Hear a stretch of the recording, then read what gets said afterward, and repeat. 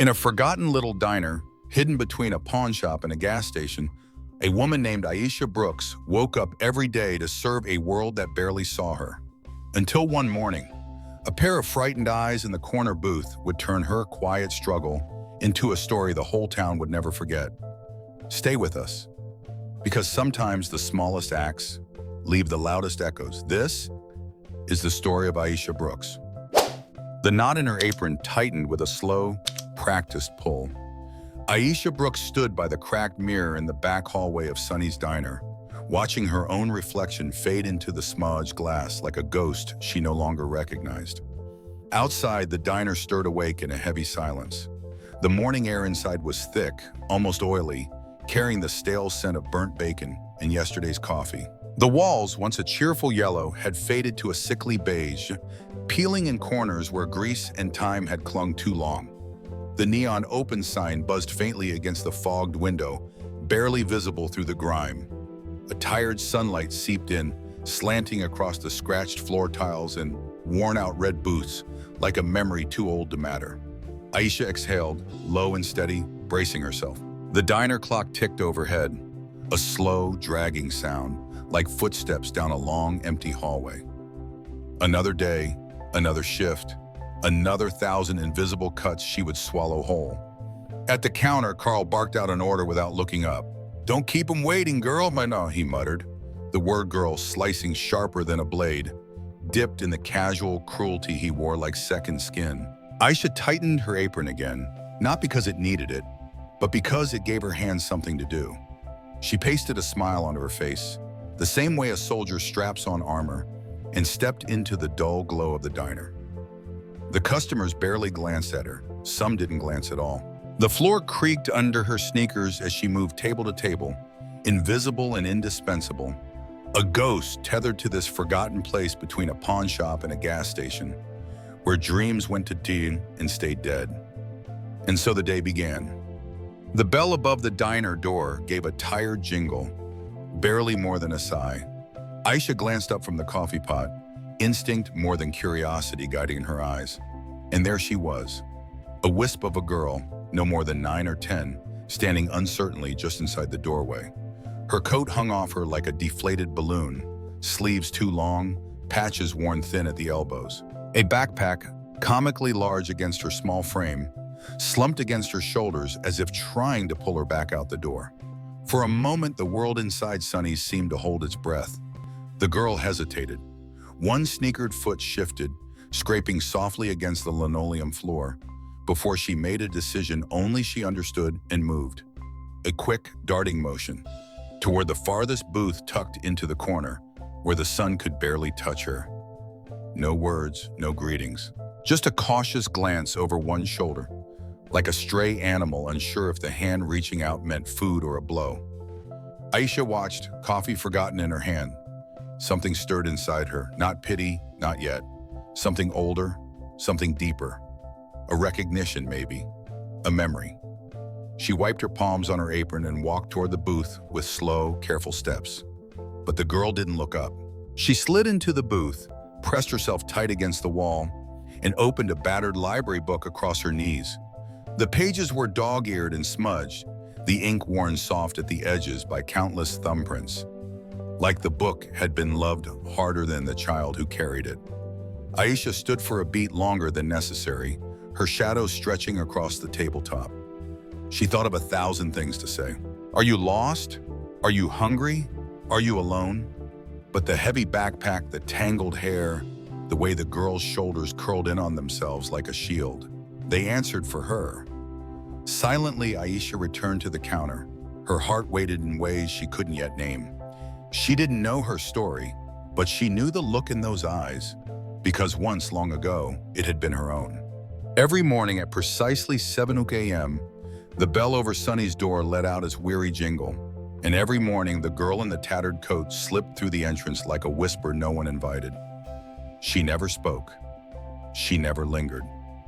She made a beeline for the same corner booth, her movements small, almost apologetic, as if trying to disappear inside herself.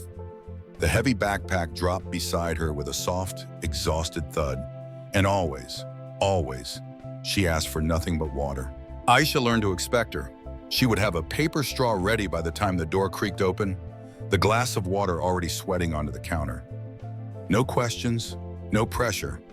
She would walk the glass over with steady hands, set it down without a word, and for a moment, just a heartbeat, she would wait, hoping for a glance, a murmur, anything.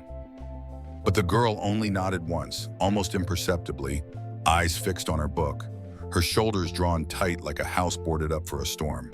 And by 7:40 a.m., without fail, she would leave. The bell would sigh again, and the booth would sit empty. The only evidence of her visit, a damp circle where the water glass had been. Days melted into each other, a quiet pattern stitched into the fabric of Aisha's mornings. But somewhere along the seam might be. She couldn't say exactly when. The ache of watching that small figure drink water on an empty stomach became too much to bear. One morning, under the flickering diner lights, Aisha made a choice. From the kitchen, she carried a small plate, 2 blueberry muffins, still warm, their tops split and glistening with a careless sprinkle of sugar. She approached the booth with the easy grace of a practiced waitress, heart pounding harder than it should have. The girl's eyes darted up, wary, ready to refuse, ready to flee. Aisha smiled, not wide, not forced, just enough to soften the space between them. She set the plate down and shrugged lightly, voice casual as a breeze. "Kitchen messed up the order," she said. "No sense wasting good food." For a long moment, nothing moved. The girl stared at the muffins as if they might explode. Then, slowly, a small hand, thin and chapped at the knuckles, reached out. She plucked one muffin from the plate, brought it close like a secret, and bit into it with a desperation too raw to hide. Aisha turned away then, pretending to polish a sugar jar at the next table, giving the girl her dignity. But in the mirror behind the counter, she watched as crumb by crumb, bite by bite, something inside the girl seemed to unfurl, like a wilted flower catching the first honest rain. No thanks were spoken. None were needed. It became their ritual. A plate forgotten by the kitchen. A girl too proud to beg. A waitress too stubborn to look away. And somewhere between the stolen bites and the silent offerings, a thread was spun, thin, invisible, and stronger than either of them yet knew. The walk-in freezer smelled of old onions and thawing regret. Frost clung to the metal walls, breathing out cold mist every time the heavy door creaked open. It was there, amid crates of withering lettuce and dented cans of peaches, that Carl cornered her. His face, already ruddy from too many cigarettes and too much cheap beer, burned an ugly crimson now. His voice sliced through the chilled air, low and venomous. "I see what you're doing," he hissed. "This ain't no charity house, girl. You don't get to play a savior on my dime." The word girl again, spit out like a slur, meant to wound, to remind her of where he thought she belonged. Aisha froze, one hand still gripping the handle of a milk crate. The cold bit into her fingers, but it was nothing compared to the frost gnawing at her gut. She opened her mouth, closed it. The old reflexes stirred. Apologize. Nod. Say yes, sir. Survive. But then she thought of Lily. Of the way the girl held her muffin like it was the only solid thing in a crumbling world. Of the way no one else seemed to notice her. No one but Aisha. Her heart pounded against her ribs, loud enough she was sure Carl could hear it. "I'll pay for it," she said quietly, her voice steadier than she felt. "I'll cover the food from my tips." Carl laughed, a mean, barking sound that bounced off the metal walls. "You? With what? Those pity coins they leave you? Don't make me laugh." He shoved a crate with his boot, the sound a sharp crack against the concrete floor. "Keep it up," he snarled, "and you'll be out on the street faster than you can say, 'God bless.'" The freezer door slammed shut behind him, leaving Aisha alone with the biting cold and the storm roaring in her chest. She stood there for a long moment, fists clenched, staring at the frosted-over thermostat like it might offer an answer. Fear coiled tight inside of her. Real, living fear. Rent was due. The studio apartment above the barbershop wouldn't wait for promises. And jobs like this, for people like her, weren't lined up like Sunday dresses in a store window. But then another image cut through the panic. Lily, shivering slightly in her oversized coat, eyes darting toward the plate, like a prisoner smelling freedom. Aisha drew a breath, the cold searing her lungs. Some things cost more than money, and some debts, the kind that feed the spirit, not the body, were worth any price. That night, as the diner lights flickered and died one by one, Aisha emptied her tip jar into a crumpled coffee tin she kept hidden in her locker. Every coin, every crinkled bill, half of everything she earned from now on. It wasn't much, it wasn't enough, but it was hers to give, and she would give it, even if it meant she went hungry too. The diner filled slowly as the sun rose higher, dragging with it the sleepy, suspicious hearts of a town too small to keep secrets. The same faces every morning. Men with baseball caps stained by sweat, women whose lipstick couldn't quite hide the tightness around their mouths, young boys scuffing dirty boots against the counter legs. They came for the coffee, the biscuits, the habit of it all, and lately they came for the whispers. Aisha wiped the countertop in slow, deliberate circles, the rag moving automatically under her hand. Her body worked, her body smiled, but inside she was hollowed out, a brittle shell bracing for the next crack. Behind her, the murmurs crawled across the diner like smoke. "That girl's just a little grifter," one voice snorted, loud enough to be heard, quiet enough to pretend it wasn't meant for her. "Bet she's got a mama teaching her to play pitiful and rake in the freebies." A short burst of laughter, another voice sharp and knowing. "People like Aisha, they're always looking for a handout, always playing the victim." The rag slipped from her fingers, landed with a soft thud on the linoleum floor. She bent to retrieve it, blinking fast. Once, twice, willing the sudden sting in her eyes to stay hidden. When she straightened, the diner had shifted in a way only she could feel. A tilt in the room, a gathering of glances, a quiet sentencing carried out by looks exchanged over chipped coffee mugs. She scrubbed harder, the motion jerky now, the faded red of the counter smearing under her cloth like a wound refusing to heal. Outside the window, the world went on. Gas pumps ticking over at the station next door, an old dog asleep in the patchy grass, a crow picking at a forgotten sandwich wrapper. Life moved, but inside Sonny's, Aisha stood still, drowning in a silence louder than any shout. They would not say it to her face. They would not give her the dignity of open cruelty. No, they chose instead the slow, slicing kind, the turned shoulders, the stiff smiles, the laughter that died too quickly when she passed Balmo. And in the corner booth, a single plate sat waiting, muffins cooling, water glass sweating, a hope growing heavier with every unkind word she pretended not to hear. The first morning Lily didn't come, Aisha told herself it was just a fluke. Maybe the girl had caught a cold. Maybe she had missed the bus, slept through her alarm. Anything but the empty truth pressing cold fingers against her spine. Still, she placed the plate on the corner booth's table, 2 muffins, a small bowl of oatmeal drizzled with honey, a glass of water beating sweat into the laminated menu. She set it down carefully, like setting a place for a ghost.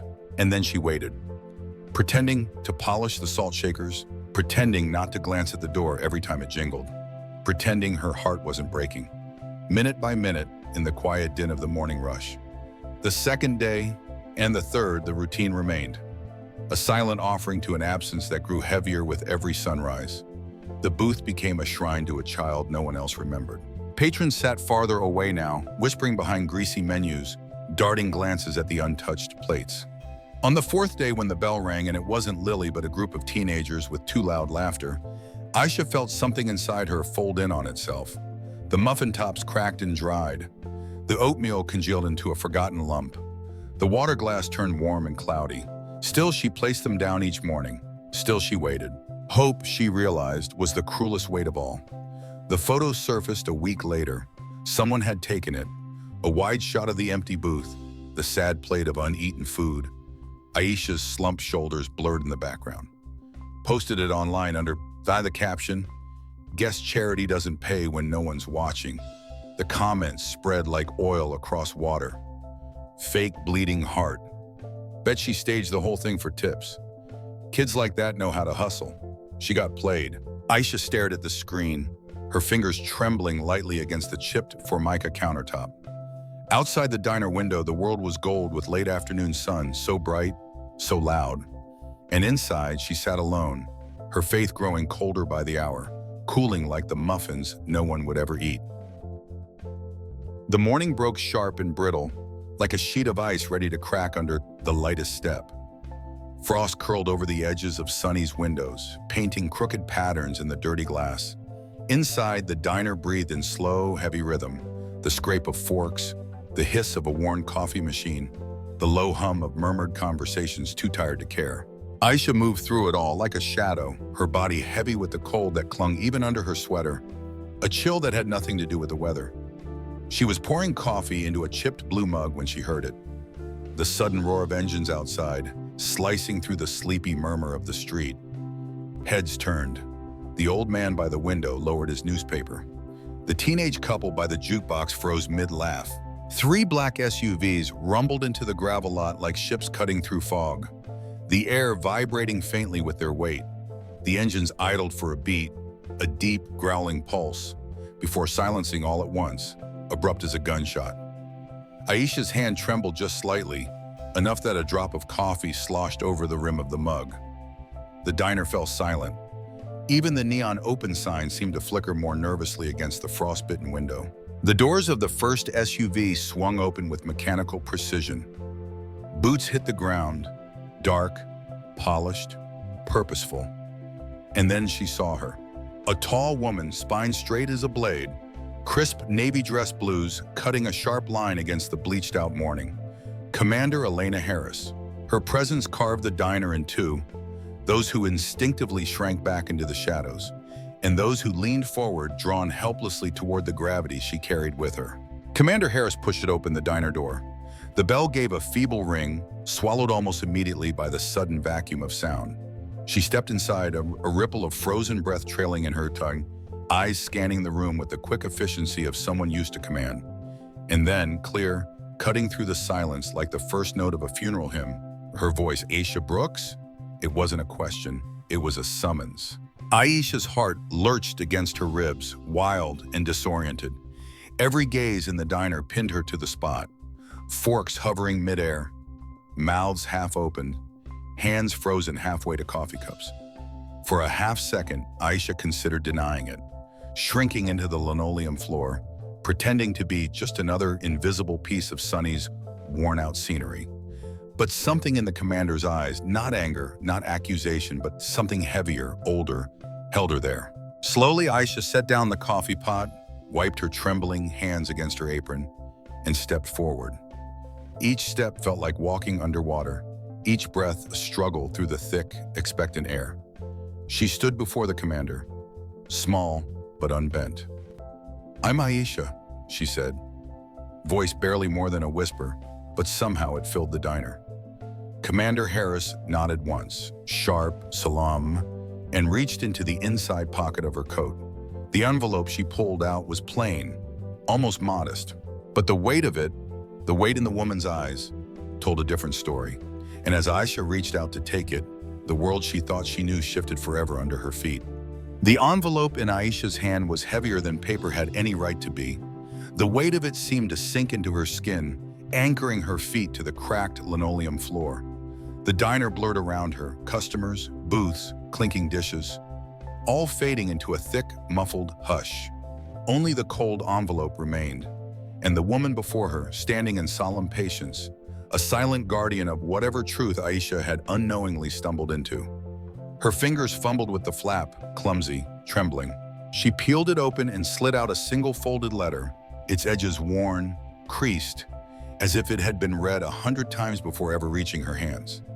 The handwriting was neat, military precise, but the ink bore smudges, tiny tremors, the kind left behind by a man writing with urgency, perhaps even with the knowledge that time was running out. Aisha unfolded the letter with a care she reserved for sacred things. "To whomever finds this," it began. "My name is Captain Michael Evans, United States Navy SEAL, and this letter is for the woman who saved my daughter." Aisha's breath caught. Her thumb brushed the paper, as if by touching it gently enough, she could step closer to the man whose voice now echoed in her mind. My little girl Lila has always been tougher than she looks. After her mother passed, I did my best to keep her world steady, but duty called me away. Farther and longer than I wanted. If you're reading this, it means I didn't make it home. The words blurred just for a second as hot tears welled in Aisha's eyes. In a world that too often turned its back on her. You didn't. You saw her. You fed her. You gave her more than food. You gave her hope. You reminded her that kindness still exists, even for those the world forgets. Her knees buckled slightly, and she gripped the edge of a nearby booth, the vinyl sticky against her palm. Commander Harris stepped closer, her voice low, steady, a tether in the storm. Captain Evans wrote that letter shortly before his last mission, she said. He made us promise, if anything happened, that we would find you. Aisha pressed the letter against her chest as if trying to absorb it, to stitch it into the hollow places inside her. The diner around her was gone now. No greasy tables, no muttered conversations, only a sacred stillness, as if the walls themselves were holding their breath. Tears slid down her cheeks, unchecked, warm against the coldness she hadn't realized had settled inside her bones. She whispered hoarsely, I just didn't want her to be hungry. Her words broke something loose in the room. A soft exhale, a shift, an invisible acknowledgement that sometimes the smallest acts are the ones that change everything. Commander Harris saluted her then, sharp, clean, and behind her the other Navy officers followed, hands snapping to brows, boots clicking together in silent tribute. And in that moment, beneath the flickering diner lights, Aisha Brooks, waitress, invisible, ordinary, became something more. She became seen. The next morning, Sonny's diner looked the same. At first glance, same flickering neon open sign buzzing faintly against the misted glass. Same battered stools lined along the counter like tired sentinels. Same faint smell of fried bacon hanging heavy in the air, woven into the very bones of the place. But something had shifted. Aisha felt it in the way the bell above the door seemed to ring a little clearer, a little brighter. In the way the regulars paused, just a fraction of a second longer. When she walked by, their eyes no longer sliding past her like water off glass. Behind the counter, Carl worked the till with his usual gruff efficiency, face set in the familiar scowl he wore like armor. But when the morning rush thinned and the sun warmed the frost from the windows, he did something no one expected. Maybe not even himself. Without a word, without a show, Carl reached under the counter and pulled out a small wooden sign. The letters were hand-painted, a little uneven, but clear enough to be read from anywhere in the room. No one leaves hungry. He walked to the front of the diner, his boots thudding heavy against the worn floorboards, and nailed it just beside the entrance. 3 sharp strikes of the hammer, and a silence that settled deeper than any sermon. No announcement, no apology, just the sign and the way Carl's shoulders sagged afterward, not in defeat but in something quieter. Something like acceptance. Aisha stood behind the counter, cloth in hand, watching. Something inside her, bruised and cautious, dared to lift its head. The townsfolk noticed. Whispers, yes, but different now. Softer, reverent. A nod from the old man by the window, who never nodded at anyone. An extra quarter slipped under a coffee cup. A bouquet of cheap grocery store flowers left anonymously at her station. The change wasn't loud, it wasn't grand, it was a shifting of the earth, a slow, stubborn thaw after a long winter, one warm day at a time. And as Aisha wiped down the counter, the morning sun spilling in gold across the diner floor, she allowed herself, for the first time in a long time, to believe that kindness, once given freely, sometimes came back home, even here, even now. The sun had barely risen, a shy, pale gold filtering through the streaked windows of Sonny's diner, when Aisha arrived to open the place. The world outside was still, mist clinging low over the pavement, the distant hum of an early freight train threading through the quiet. Inside, the diner smelled of cold grease and yesterday's coffee grounds. Familiar, comforting in its own way. Aisha moved through to the half-light, flipping chairs down from the tables, her motion slow, unhurried, almost ceremonial. This hour before the day truly began belonged to her alone. She rounded the counter to fetch the coffee pot, and that's when she saw it. Lying dead center on the polished formica, glinting under the flickering fluorescent lights. A single coin, heavy, solid. Its edges were engraved with ridges, worn just enough to speak of many hands, many miles. And stamped across its shining face, bold and unyielding, were two simple words: always faithful. Aisha stared at it for a long moment, the world narrowing down to just her, the counter, and the coin catching every shard of light like a secret waiting to be shared. There was no note, no name, just this quiet offering, left without fanfare, as if the universe itself had reached across the miles and placed it gently in her keeping. She picked it up, feeling the surprising warmth of it against her palm, as though the coin carried not just metal, but memory, gratitude, honor. A smile, small, real, tired but undefeated, curved Aisha's lips. She tucked the coin carefully into her apron pocket, close to the beat of her heart. The sunlight pushed harder through the window now, spilling golden across the counter, haloing her figure as she stood there, simple, steadfast, unseen by most, but radiant to those who had eyes to see. In that light, Aisha Brooks wasn't just a waitress. She was something rarer, something harder to find. The quiet beauty of kindness, given without expectation, and returned when least expected. Always faithful.